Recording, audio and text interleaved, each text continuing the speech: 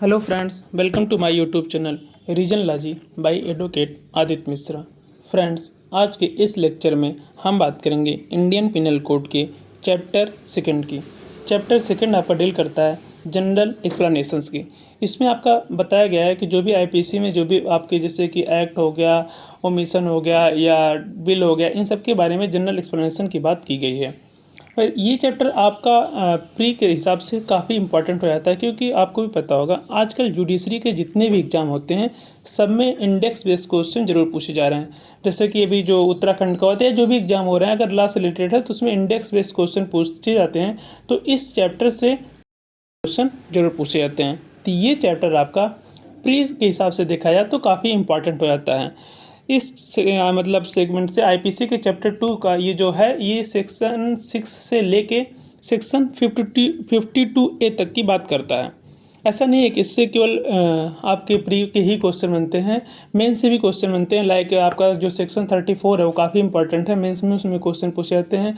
आपका 21 है वो भी काफ़ी आपका देखिए विस्तृत भी, और उससे भी क्वेश्चन पूछे जाते हैं। सेक्शन 21 से लेकर 25 तक के जो भी सेक्शन है उससे मेन से भी क्वेश्चन पूछे जाते हैं। तो ऐसा नहीं केवल प्री के क्वेश्चन पूछे जाते हैं, लेकिन प्री के हिसाब से ये चैप्टर काफ़ी इंपॉर्टेंट है।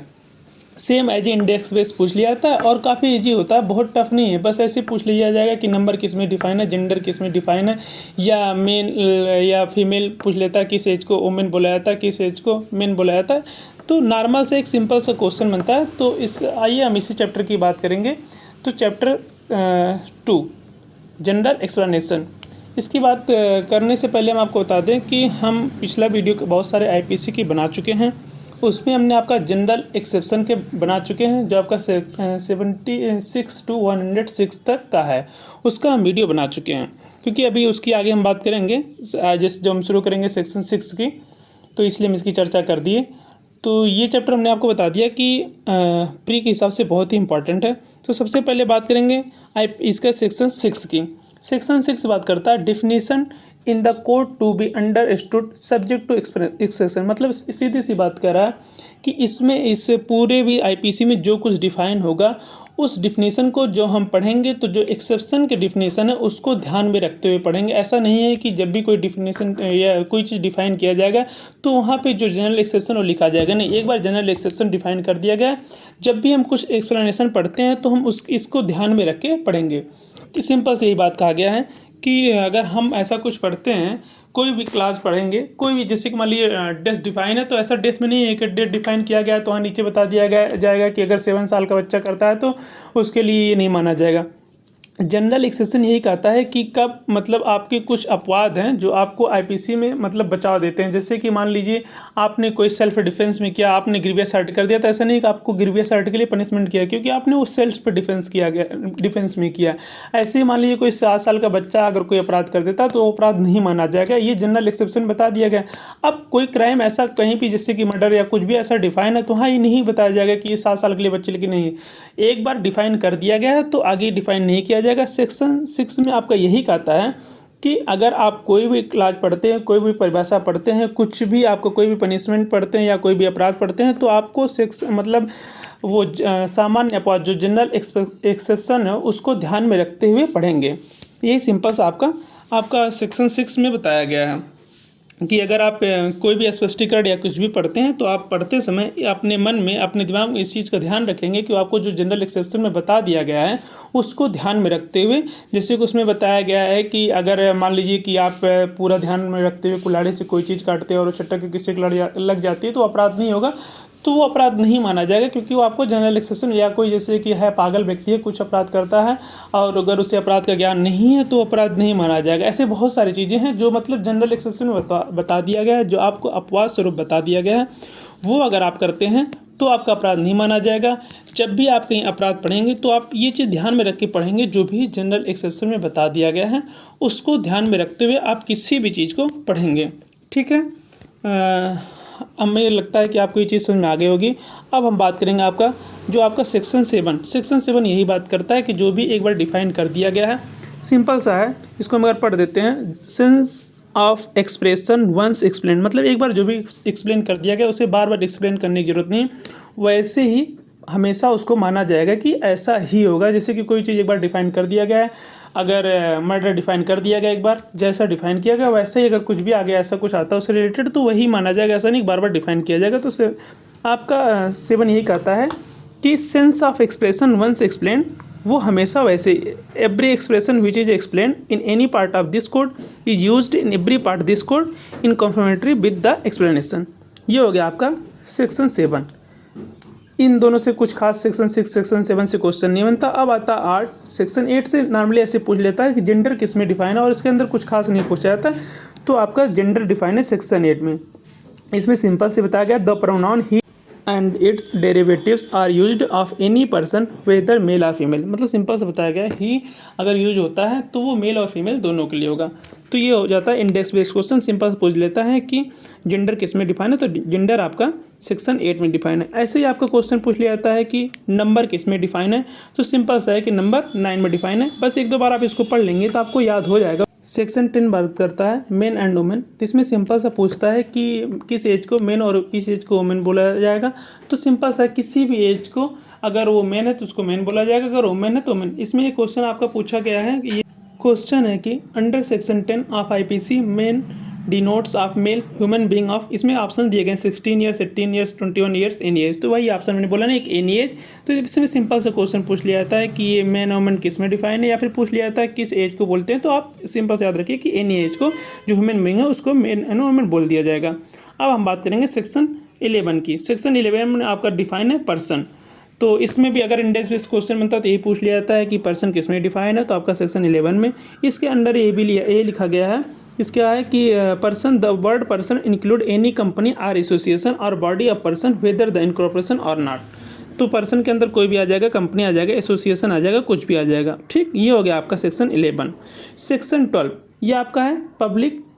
सेक्शन 12 के अंदर पब्लिक, सिंपल सा क्वेश्चन पूछेगा पब्लिक किस में डिफाइन है, तो आ जाएगा सेक्शन 12 में the public word includes any class of the public और एनी कम्युनिटी, कोई भी समुदाय या कुछ भी, ये आपका पब्लिक के अंडर। ये सब जितने भी क्वेश्चन हैं ये इंडेक्स बेस्ड बस पूछे जाते हैं कि मैन एंड वुमेन किस में डिफाइन है, पर्सन किस में डिफाइन है, पब्लिक किस में डिफाइन है।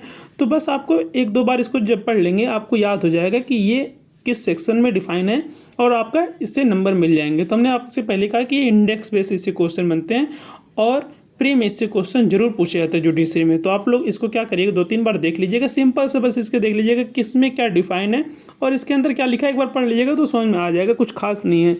तो हमें लगता है कि आपको ये समझ में आ गया होगा कि इसमें कुछ खास नहीं है।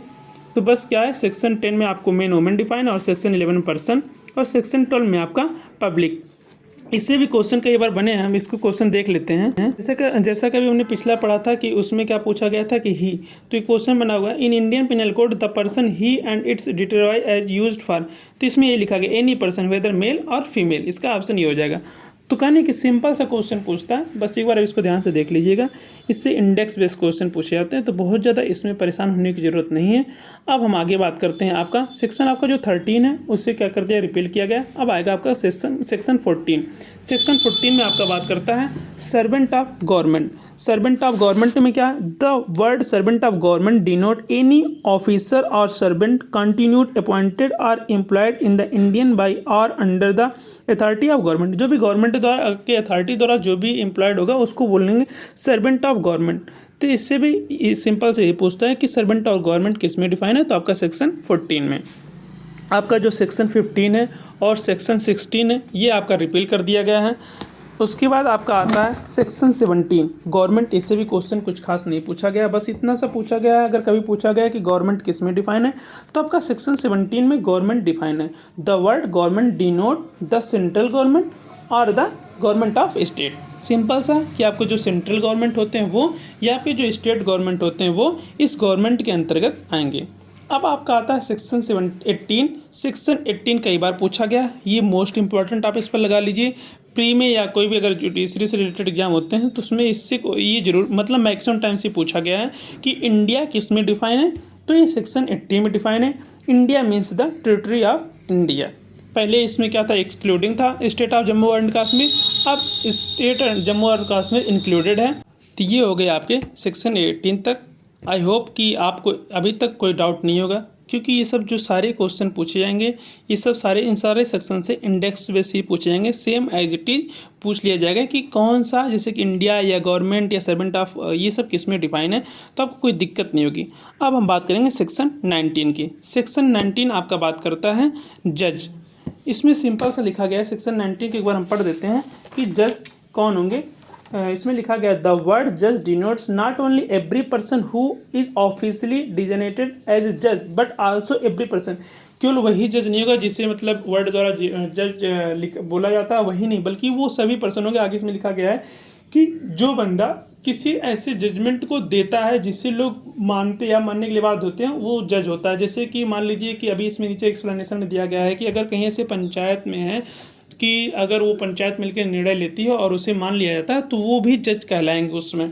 इसमें यही लिखा गया who is empowered by law to give any legal proceeding civil और क्रिमिनल ए डिफिनेटिव जजमेंट और a judgment which if not appealed against, जिसके अगेंस्ट अपील नहीं किया जाता, वुड बी डिफिनेटिव और a judgment which is confined by some other authority. हमने कहा नहीं, कोई भी अथॉरिटी द्वारा अगर वो जजमेंट मतलब दे सकते हैं, वुड बी डिफिनेटिव और who is one of body of person which body of person is empowered by law to give such a judgment। मतलब जो भी इम्पावर्ड है कि जजमेंट को दे सकते हैं और उसे माना जाएगा, वो इस जज के अंतर्गत आएंगे। जैसे कि इसमें एक कलेक्टर जो होता है, अगर वो इसके अंतर्गत एक कलेक्टर एक्सरसाइजिंग, कलेक्टर तो कलेक्टर है, लेकिन जब एक्सरसाइज कर रहा है jurisdiction in on suit under act of 1859 is जज, तब वो जज होगा। एक मजिस्ट्रेट होता है, लेकिन जब एक्सरसाइज करता है in jurisdiction of respect of charge of which is power to sentence to fine और इम्प्रीजमेंट, किसी को अगर वो फाइन देने के लिए या कोई इम्प्रीजमेंट देने के लिए अगर उस मतलब इम्पावर्ड किया गया, तब वो इसमें जज कहलाएगा। ऐसे ही ये मजिस्ट्रेट हो गए, ये मेंबर ऑफ पंचायत हो गए, ये सब लोग जो इम्पावर्ड है किसी जजमेंट को देने के लिए और उस जजमेंट को मतलब लीगली इम्पावर्ड है, तो अगर माना जाता है तो उनसे ये सब लोग जज के अंडर में आ जाते हैं। ठीक है, तो आपका हो गया ये सेक्शन 19 में कि कौन कौन से लोग जज हैं। आई होप कि आपको समझ में आया होगा। इसका देखिए जो इलस्ट्रेशन डी है, a magistrate exercising jurisdiction in respect of a charge on which he has power only to commit for trial to another court is not a जज। अगर केवल मतलब ट्रायल करने के लिए उसे पावर दिया गया, तब वो जज नहीं। जब तक वो इम्पावर्ड होंगे किसी जजमेंट को देने के लिए, तभी वो जज होंगे। कि नहीं कि कोई ट्रायल करने के लिए या कुछ और करने के लिए उनको कहा गया है, तब वो जज नहीं माने जाएंगे। ठीक है, इसमें जैसे कि एक बात की, member of panchayat which has power under regulation 7 of 1816 of the Madras to try determine suits is जज। तो सिंपल सा है कि अगर कोई भी इम्पोर्ट किया गया है किसी जजमेंट को देने के लिए, तो वो आपका इस जो सेक्शन 19 में बताया गया है। अगर सिंपल से बात है कि मतलब चाहे वो मतलब क्रिमिनल हो या सिविल हो, ऐसे मैटर में जो कोई अंतिम निर्णय क्या किसी भी अपील के लिए अंतिम कोई भी ऐसा निर्णय जो अंतिम हो जाए, जिसके विरुद्ध मतलब फिर अपील ना की जाए, ऐसा कुछ भी जो कि किसी प्राधिकारी द्वारा पुष्ट किया जाए और वो अपील फिर अंतिम हो जाए और वो निर्णय अंतिम हो जाए, फिर वो विधि द्वारा सशक्त किया गया कोई व्यक्ति है, अगर उसको निर्णय को मान लिया जाता है, तो वो जो व्यक्ति विधि द्वारा सशक्त था, जिसने निर्णय दिया, जिसके निर्णय के लोग मान रहे हैं, वो व्यक्ति आपका जज माना जाएगा। सिंपल सा बस यही कहना जा रहा है कि वो मतलब ऐसा नहीं है कि जो हम लोग पढ़ते हैं कि ये जज हैं, ऐसा नहीं है कि केवल वही जज, जैसे कि हाई कोर्ट के जज, ऐसा कुछ नहीं केवल वही जज।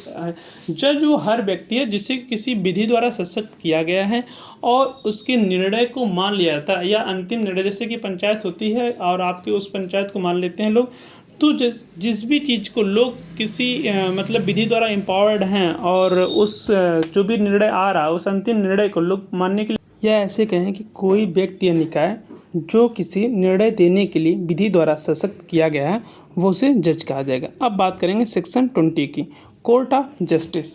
कोर्ट ऑफ जस्टिस आपका बात करता है the word court of justice denote a जज who is empowered by law to act judicially alone और बॉडी ऑफ जजेस which is empowered by law to act judicially as a body when such judge or body of judges is acting judicially। इसका मतलब simple सा है, जब कोई जज judiciary activities करता है, चाहे वो अकेले करे या एक जजेस बॉडी के रूप में करे, तो वहाँ पे उसे कहते हैं कोर्ट ऑफ जस्टिस। वैसे इससे भी एक सिंपल सा क्वेश्चन यूपी एपीयू 2015 में पूछा गया है, court of justice is defined in IPC under, तो यही मतलब है किस सेक्शन में डिफाइन किया गया, तो अंडर सेक्शन 20। हमने कहा नहीं था ये सब इंडेक्स बेस्ड क्वेश्चन से पूछे जाते। आगे के जो भी नेक्स्ट सेक्शन है वो आपका प्री और मेंस दोनों के लिए इम्पॉर्टेंट है, तो उसका हम नेक्स्ट लेक्चर में बात करेंगे। आई होप ये आपको समझ में आया होगा। फिर भी अगर आपको कहीं भी कोई डाउट है तो आप अपने डाउट को कमेंट बॉक्स में ज़रूर पूछिएगा, हम उसे पूरा क्लियर करने की कोशिश करेंगे। वन मोर थिंग, अगर आपको कहीं लगता है कि हमने कुछ कहीं गलत बताया तो आपका वो भी सुझाव का स्वागत है, आप कमेंट बॉक्स में वो भी सुझाव दे सकते हैं। धन्यवाद दोस्तों।